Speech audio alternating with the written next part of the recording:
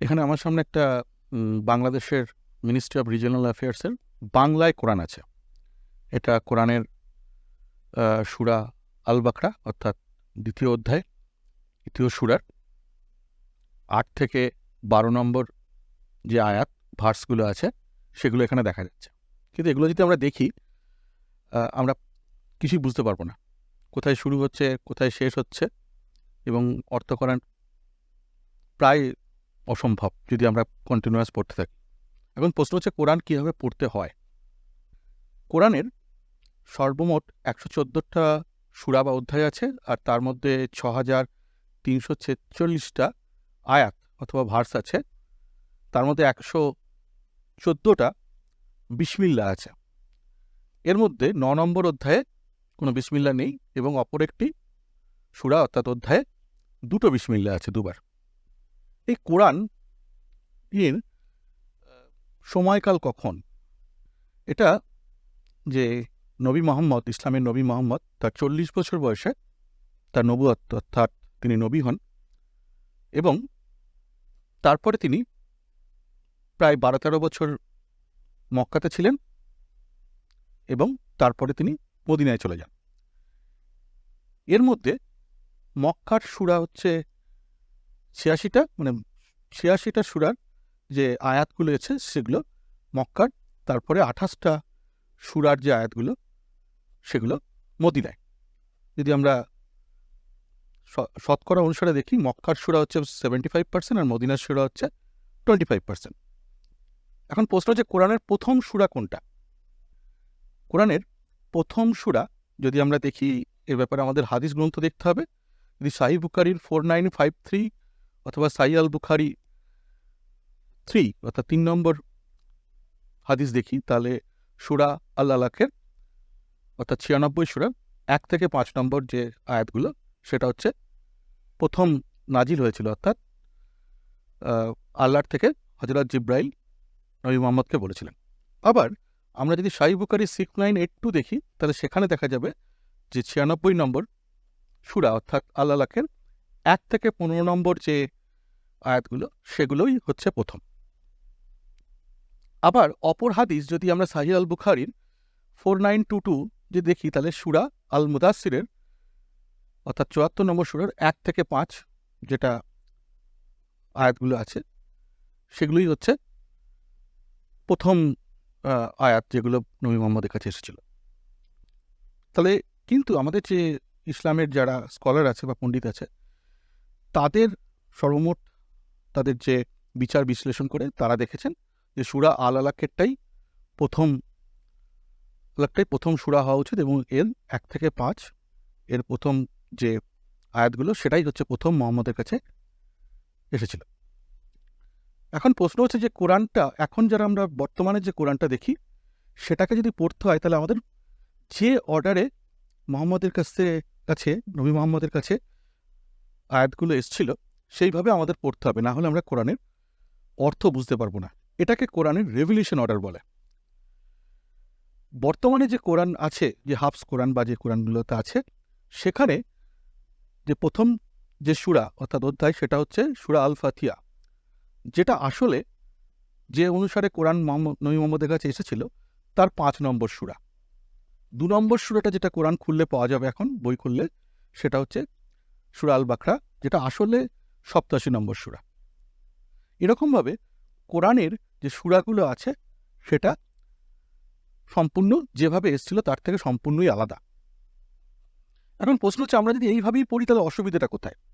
এরকম যদি আমরা পড়ি, তার কারণটা হচ্ছে যে কোরআনের আর একটা নিয়ম আছে, যেখানে আল্লাহ বলেছেন বারবার যে আল্লাহ যদি পুরনো সূরার থেকে আর নতুন সূরা যখন আসে এবং বাতিল করে দেয়, অর্থাৎ কন্ট্রাডিক্টিং যখন সূরাগুলো আসে, তার মানে হচ্ছে যে আগেরটা বাতিল, পরেরটা সেই সম্বন্ধিত পরের আয়াতটাই গ্রহণযোগ্য হয়। এখানে আমরা দেখছি যে আল্লাহ বিভিন্নভাবে ১৬, ১০১, ২, ১০৬ এবং ১৩, ৩৯ বলছেন আল্লাহ যা ইচ্ছা মিটিয়ে দেন এবং যা ইচ্ছা প্রতিষ্ঠিত রাখেন। অর্থাৎ এখানে পুরনো আয়াতগুলো যেগুলোর সঙ্গে কন্ট্রাডিক্ট করে, বিপরীত হয়, সেগুলোতে বাতিল হয়ে যায়। এইভাবে যদি আমরা দেখি, যদি বর্তমান যে কোরআনটা আছে সেই অনুসারে যদি আমরা কোরআন পড়ি, তাহলে দেখা যাবে শেষ যে আয়াতটা এই মদ সম্পর্কিত, সেখানে বলা আছে 16 নম্বর অধ্যায়ের 67 নম্বর আয়াতটাতে, সেখানে বলা আছে, আর খেজুর গাছের ফল ও আঙুরের ক্ষেত হতে তোমাদের মাদক ও উত্তম খাদ্য গ্রহণ করে থাকো। অর্থাৎ মদ এখানে খুব ভালো জিনিস, কিন্তু আসলে সেটা নয়। এটার জন্য আমাদের যেটা করতে হবে, কোরআনটা যেভাবে এসেছিল সেইভাবে পড়তে হবে। এইভাবে পড়লে আমাদের প্রথমেই পড়তে হবে সূরা আল আলাককে, সেটা হচ্ছে 96 নম্বর সূরা, তারপরে সূরা আল কম, তারপরে আল মুজাম্মিল, তারপরে আল মুদাসসির, এইভাবে পড়তে হবে। এখন প্রশ্ন যে এগুলো কোথায় পাওয়া যাবে? এই যে আমাদের যে রিভেলিউশন অর্ডার বা অধ্যায়ের ক্রমটা, যেটা আসল ক্রম, সেটা প্রকাশিত এবং সেটাও পাওয়া যায়। সেটা তানজিল.net আমরা অনলাইন পেয়ে যেতে পারি, অথবা মিশন ইসলামেও পাওয়া যায়। এরকমই তানজিল.net এরকম রেভুলেশন অর্ডার পাওয়া যায়, আমরা সেটা ডাউনলোড করতে পারি, অথবা মোবাইল থেকে বা কম্পিউটার থেকে খুলে দেখতে পারি, অথবা এর বইও পাওয়া যায়। এইভাবে যদি এখন দেখি, সেই যেভাবে আমরা দেখলাম যে কোরআনে মদ সম্পর্কিত যে আয়াতগুলো আছে, তা সেভাবে করলে তো শেষ সূরাটা আছে সেই নিয়মে 112 নম্বর যে সূরা, সেটাতে যে কোরআন 590, অর্থাৎ সূরা আল মায়দাতে, হে মুমিনগণ, মদ ও জুয়া, মূর্তি পূজার বেদী ও ভাগ্য নির্ণয় করার স্বর তো কেবল ঘৃণার বস্তু, শয়তানের কাজ, কাজেই তোমরা সেগুলোকে বর্জন করো। অর্থাৎ এখানে মদ, জুয়া এগুলোকে পুরোপুরি বাতিল করা হয়েছে, অথবা এগুলোকে নিষেধ করা হয়েছে। এরপরে যেটা আসে আমরা রিভিলেশন অর্ডারের পরে, সেটা হচ্ছে কোরআনের যে আয়াতগুলো আছে সেগুলোর প্রসঙ্গ, অর্থাৎ কনটেক্সট অনুসারে পড়তে হয়। কারণ কতগুলো আয়াত একটা নির্দিষ্ট প্রসঙ্গে নাজিল হয়েছিল অথবা এসছিল, সেটা আমাদের বুঝতেই হবে। এখানে আমরা দেখতে পাচ্ছি যে সূরা আল বাকরাতে একটা উদাহরণ দেওয়া দেখে আছে, যে যেখানে এই একটা কনটেক্সটের মধ্যে একটা আয়াতও থাকতে পারে, একাধিক আয়াতও থাকতে পারে, অথবা পুরো একটা সূরাই থাকতে পারে। যেমন এই সূরা আল মাসাদে, যেখানে 111 নম্বর সূরায়, পুরো সূরাটাই একটাই কনটেক্সটে আছে, এর মাত্র 5টা আয়াত আছে। এখন আমরা এই কনটেক্সটগুলো জানবো কী করে? তার জন্য আমরা যেটা করতে পারি সেটা হচ্ছে যে তাফসির গ্রন্থ অথবা অন্য ইসলামিক গ্রন্থ যেগুলো পাওয়া যায়, সেখানে পাওয়া আছে যে আসবাবে নজুলেও পাওয়া যায় যে কোনটা থেকে আয়াত শুরু হয়ে, কোন প্রসঙ্গের আয়াতটা কোথা থেকে কত নম্বর আয়াতে শুরু হয়ে কত নম্বরে শেষ হয়েছে। এটা একটা সহজ পদ্ধতি হচ্ছে কোরআন.com, সৌদি আরবের প্রতিষ্ঠিত সাইট, একটা ওয়েবসাইট আছে। সেখানে গেলে এখানে একটা প্রতিটা আয়াতের পাশে একটা করে বইয়ের মতো একটা করে ছোট আইকন বা ছবি আছে, ওখানে ক্লিক করলে আমরা ওইটার তফসিরটা পেয়ে যাব। ওই তফসিরের ওপরে লেখা থাকে যে এইটার কনটেক্সট কোথায় শুরু এবং কোথায় শেষ। যেমন এখানে বলা আছে যে 74-এর 1 থেকে 74-এর 10 একটা কনটেক্সট। এখন প্রশ্ন হচ্ছে কোরআনের বাণী বা বক্তাকে, সেটাও কোরআনই আছে। এখানে বলা হয়েছে যে সূরা আল হাক্কা, অর্থাৎ 69 নম্বর সূরায় 38 থেকে 43-এর যে প্রসঙ্গ অথবা কনটেক্সট দেখি, সেখানে বলা হয়েছে কোরআন একটা সম্মানিত রসুলের বাণী, যা এটা সৃষ্টিকুলের রবের কাছ থেকে নাজিলকৃত, অর্থাৎ সৃষ্টিকুলের রবের কাছ থেকে তার কাছে এসেছিল। এরপরে যদি আমরা কোরআনকে দেখি, তাহলে কোরআনের প্রতিটা আয়াতে কে বলছেন সেটা বোঝার জন্য, যে কার বক্তব্য এগুলো প্রতিটা, সেটা বুঝতে গেলে আমাদের একটু সমস্যা হয়।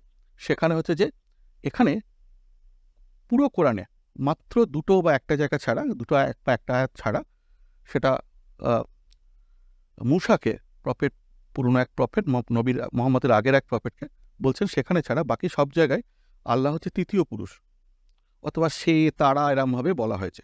আবার এমন আয়াতও আছে যেখানে একই আয়াতে, যেমন এই কোরআনের 17তম সূরার 1 নম্বর যে আয়াতটা, সেখানে আল্লাহ একই আয়াতে তিনি তৃতীয় পুরুষ এবং প্রথম পুরুষ। এটার জন্য ইংরেজিতে যদি ট্রান্সলেশন দেখি, সেখানে এই তিনিগুলো, হিগুলোকে হিজ বা উইগুলোকে, সেগুলো ক্যাপিটাল লেটারে এইগুলোকে লেখা হয়, বা ওয়ান, হু, উই, এগুলোকে সব ক্যাপিটাল লেটারে, তাতে বোঝা যায় এগুলোকে বলা হয় royal we, royal he, royal his বলা হয়। এতে বোঝানো যায় এগুলো সবই আসলে আল্লাহ বলছেন, মানে আল্লাহই এখানে এই আয়াতগুলো বলছেন। কিন্তু কোনো জায়গাতেই, কোনো আয়াতেই এরকম নেই যে এখানে আল্লাহ নিজে বলছেন আমি আল্লাহ, এবং এটা আমার বাণী বা এটা আমি বলছি। এরপর হচ্ছে কোরআনের পরস্পর বিরোধী আয়াত আছে, যে একটা আয়াত একরকম, ঠিক তার পরের আয়াতে বিপরীত কথা বলা হয়েছে।